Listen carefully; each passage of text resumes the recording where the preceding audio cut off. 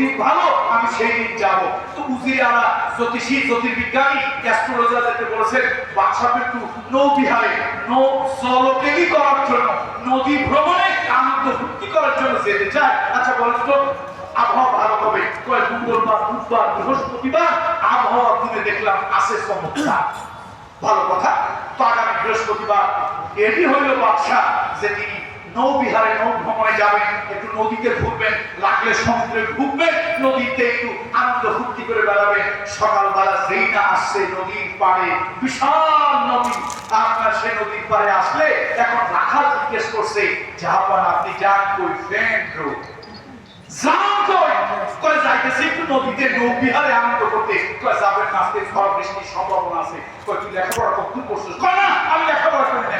বাদশার মেজাজ খুব গরম হয়েছে, বেটা তুই লেখাপড়া করস নাই, 50,000 টাকা রুপি বেতন দিয়া আমি জ্যোতিষী জ্যোতির্বিজ্ঞানী রাখি, ওরা বলছে আবহাওয়া ভালো, আপনি তো আবহাওয়া খারাপ। মেজাজ খুব গরম হয়েছিল, কিন্তু ঠান্ডা করে নৌকায় উঠে গেল।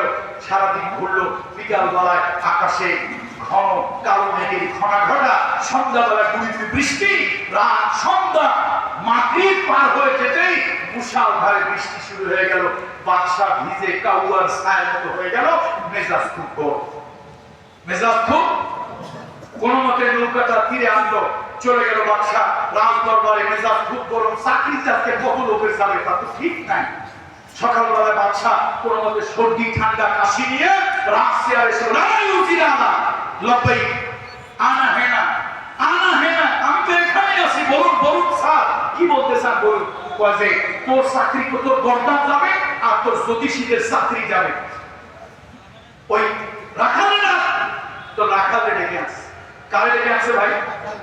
রাখালে ডেকে আসছে। জ্যোতিষী তোমাদের কথা ঠিক হইল না কেন? আমরা তো আল্লাহ না, খোদা না, রব না, সৃষ্টিকর্তা না, আমরা আন্দাজ অনুমানের উপর ভিত্তি করে বলি কিছু সঠিক কিছু বেশি হতেই পারে।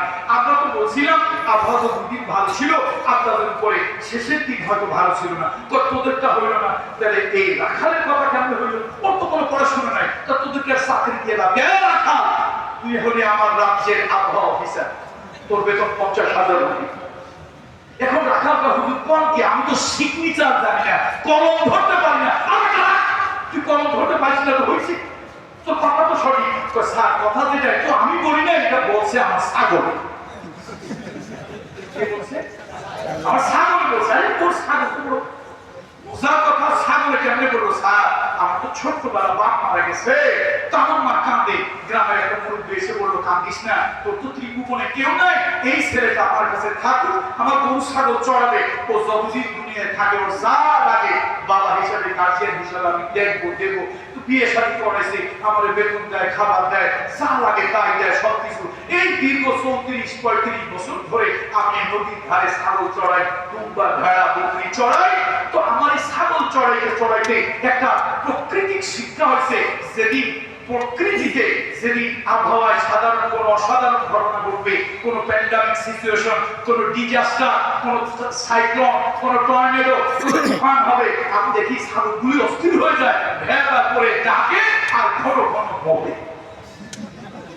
তো আজকে সকালবেলায় ছাগলগুলি ভ্যাঁ ভ্যাঁ করে যেভাবে ডাকতেছিল আর ঘন ঘন প্রস্রাব করতেছিল, আমি ধারণা করে নিছি আজকে একটা কিছু হবে। এই জন্য ধারণা আপনারা নিষেধ করছিলাম।